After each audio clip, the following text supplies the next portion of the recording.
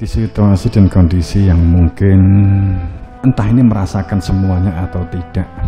Apakah kita mendengar, melihat, mencermati terkait dengan ayat-ayat Allah, ayat-ayat Tuhan, terkait dengan ayat-ayat yang fakta, realitas, disebut dengan ayat-ayat kauniyah. Tidak hanya ayat-ayat yang kauliyah, ayat-ayat yang tertulis, karena ayat-ayat yang tidak terungkap, ayat-ayat yang tidak tertulis jauh lebih banyak, jauh. Inna fi dzalika laayah. Ini itu semua, dzalika itu semua tentang kejadian, tentang alam, kesemestaan, bahkan tentang diri kita. Kita membaca diri kita saja kan nggak pernah bisa tamat. Kita membaca diri kita sendiri saja tidak pernah bisa katam. Bagaimana kita mencermati kehidupan ini menjadi bagian ayat-ayat yang tidak sia-sia, sehingga perilaku kita juga tidak sia-sia, tidak farabitot a'maluhum. Tapi ini ada satu kondisi bahwa keadaan ini semakin Allah buka, mulai Allah tampakkan sebagai ayat-ayatnya, karena akibat adanya sesuatu. Dan ada kehendak Allah yang akan ditampakkan sebagai sesuatu ini. Bagaimana kita menyikapi ini? Apabila gemuruh dada sekarang ini karena kebenaran saat ini itu, kalau rumusnya kebenaran di dalam kitab, baik itu mungkin Al-Quran, Injil, Taurat, Bhagavad, Weda, kemudian yang lain gitu ya, itu bahwa saat berbicara tentang kebenaran itu adalah al-haq min rabbik, bahkan anal haq, akulah kebenaran. Jadi adanya pelaku pembawa kebenaran sebagai narasumber kebenaran. Tapi ini siapa yang menjadi masalah? Kalau di Bhagavad kan tersebut Sang Wisnu, yang kemudian dalam rogonya kan sebagai Sang Krishna. Kemudian kalau di Quran kan disebut sebagai khalifah, atau disebut sebagai Imam Mubin, atau disebut sebagai Imam Mubin, kemudian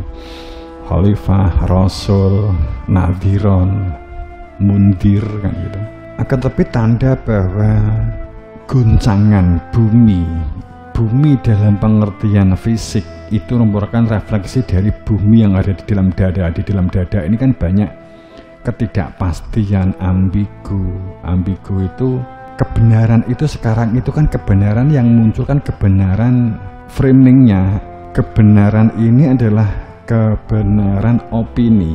Sekarang itu kebenaran itu dibentuk oleh opini. Kalau opininya media sosial itu sangat banyak, maka yang kebenaran akan tersingkir. Kebenaran sekarang itu kan kebenaran opini. Framingnya kan sudah kebenaran opini.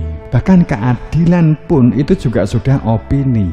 Ada kasus bahwa si hakim atau si jaksa itu tahu bahwa si A itu adalah benar, akan tetapi dan si B salah. Akan tetapi pada saat opininya itu telah dibalik bahwa si A itu adalah benar, itu menjadi yang salah, si B itu menjadi yang salah, menjadi benar. Akhirnya hakim juga terpaksa harus mengikuti opini itu. Jadi sekarang opini kebenaran itu sudah pada tingkat opini keadilan. Siapa yang dapat menggerakkan media sosial, maka itu yang memegang kebenaran. Ini yang terjadi. Bagaimana ini semua dibentuk di dalam situasi kondisi yang dimana saat ini yang namanya akses itu sangat mudah, sehingga informasi sangat berseliweran, mudah diperoleh melalui gadget dan seterusnya. Ini sepertinya membangun pikiran kita supaya pikirannya awake dhewe, supaya pikiran kita itu diacak-acak oleh sistem algoritma media sosial, sehingga terbawa satu alur pikiran itu punya kerja sendiri sebenarnya, akan tapi saat ini digerakkan oleh kerjanya media sosial. Saat rasional kalah, maka emosional insting. Saya kembali.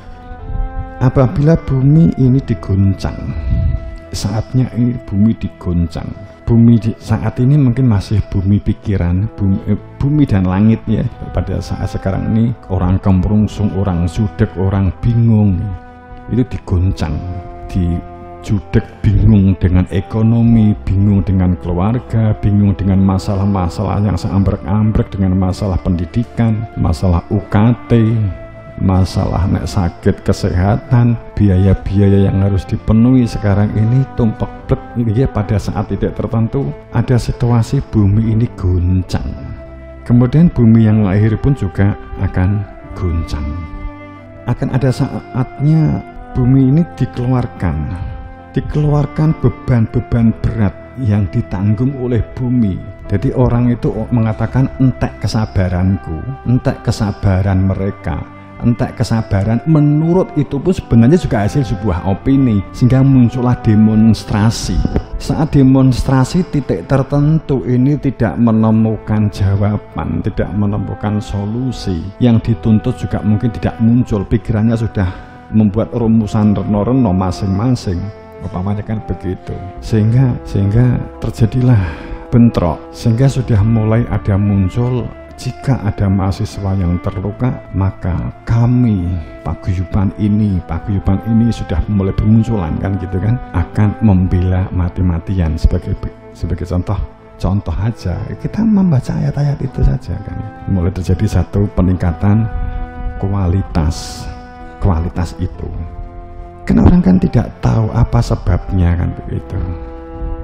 Apa sebab? Saya cuma tidak mengerti ya, kenapa tidak dibuka belak-belakan diskusi, sharing secara terbuka begitu ya. Seperti Istan Jakarta itu permasalahannya kan bisa jadi bukan semata-mata karena akan tenggelam, akan tetapi memang itu gedung itu bukan milik pemerintah, gedung itu kan memang milik negara. Gedung itu dibuat yang sekarang ditempati oleh pemerintahan kita. Ini contohnya, itu sebenarnya karena hak gunanya sudah selesai. 99 sebenarnya sudah selesai. Seharusnya di zaman SBY sudah berpikir harus memindah ibu kota sebagai contoh kan begitu. Memang HGU-nya sudah selesai. Itu yang pertama. Ya, kalau kita ngomong ini ya memang penuh politik. Ini bukan juga akan dibully, kita hanya contoh ya, padahal contoh mau banyak banget itu. Ngomong gini salah, ngomong gini dikira terus enek olokan apa kayak kodok, ngomong gini dielokne unta. Itulah saat bumi ini diguncang, wis gak iso ngempet unek-unek, pikirannya akhirnya demo.